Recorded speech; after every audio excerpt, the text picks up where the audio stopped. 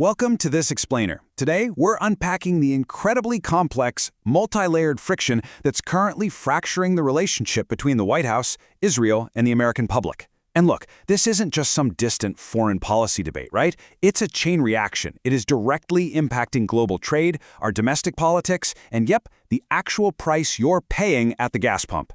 We're going to take the latest reporting, polling data, and geopolitical analysis and break the whole thing down for you.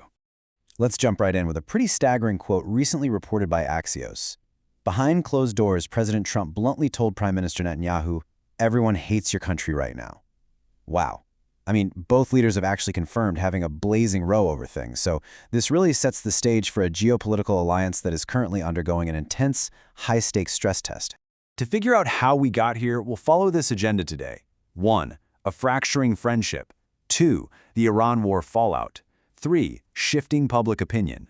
4. The Republican pushback. And 5. Limits of presidential power. Okay, let's get into Section 1, a fracturing friendship, behind closed doors. What's really fascinating here is how domestic pressures in both countries are creating this massive tug-of-war. You've got factions in both nations pointing fingers, claiming the other guy is the one pulling the strings. On one side, hawkish members of the Israeli coalition are accusing their own prime minister of turning Israel into a U.S. vassal state.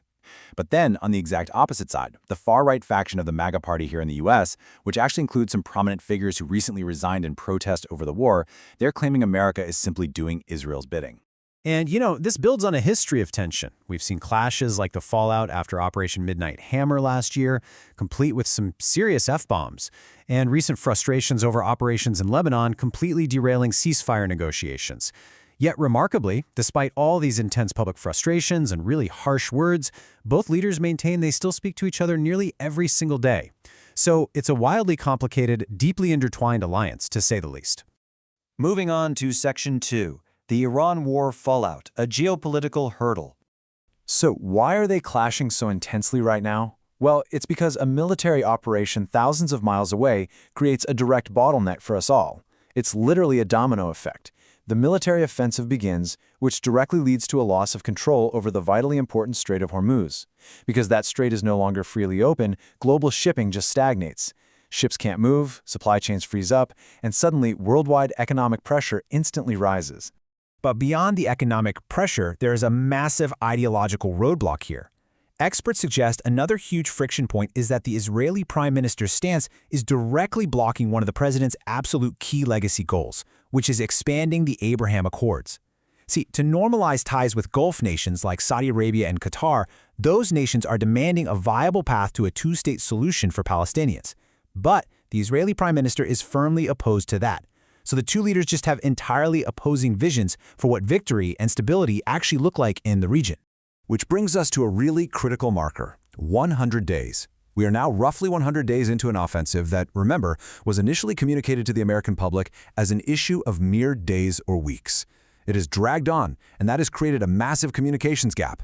The White House just hasn't been able to clearly answer the public's basic questions, like when does it end, and why are we even doing this? And that shifting timeline brings us directly to Section 3, shifting public opinion, the American perspective. Polling data from Pew reveals a really dramatic shift. Prior to the conflict beginning in 2023, the percentage of Americans with a not very good opinion of Israel was hovering in the low 40s. Today, that number has jumped up to 60%. And notably, this isn't just left-leaning voters. It's a trend we're prominently seeing among MAGA Republicans and major right-wing influencers. Think Tucker Carlson and Candace Owens, who are now openly questioning the U.S. relationship with Israel. The crucial takeaway here is that voters simply cannot get behind a war they don't understand. Americans are telling pollsters they feel the administration totally failed to explain the why. And to make matters worse, everywhere they look, on their phones, on the evening news, they're seeing constant media reports directly blaming this exact war for the rising inflation they're feeling at home. And honestly, that economic pain is felt most acutely right here at the pump. Constituents are currently paying upwards of $4.55 for gas. When you tie abstract Middle Eastern policy directly to the daily American commute, suddenly it becomes a very real, very frustrating domestic issue. The president believes the public will tolerate high prices to keep Iran from having a nuclear weapon, but the polls, well, they show the public fundamentally disagrees. Frustrated voters inevitably lead to frustrated representatives, which takes us to Section 4, the Republican pushback, shifting dynamics on Capitol Hill.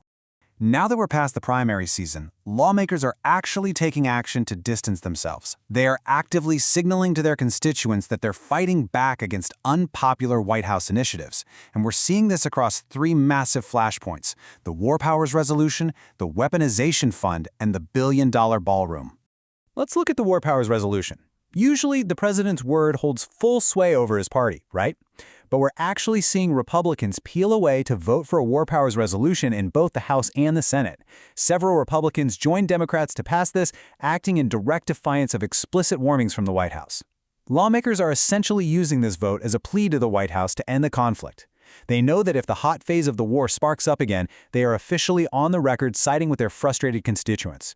But perhaps the absolute starkest example of this domestic pushback was the $1 billion ballroom controversy. So the plan was to literally demolish the East Wing to build a massive new ballroom. Initially, the promise was that private donors were going to pay for the whole thing.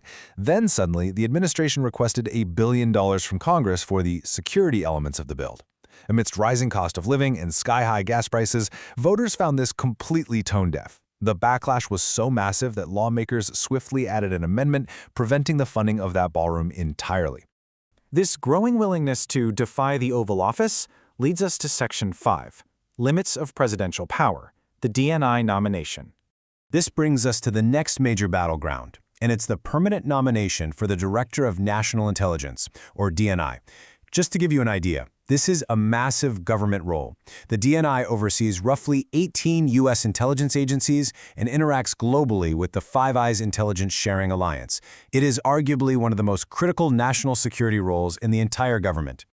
Well, the president wants to nominate Bill Pulte for the role. However, Republican senators are already threatening to hold the line and completely block this nomination. Historically, a DNI candidate has an extensive, deep national security and intelligence background.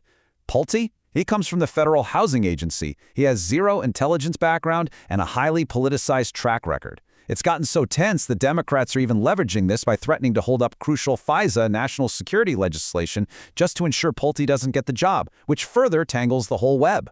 And the reason Congress is so emboldened to block a nomination like this actually goes back to the Weaponization Fund.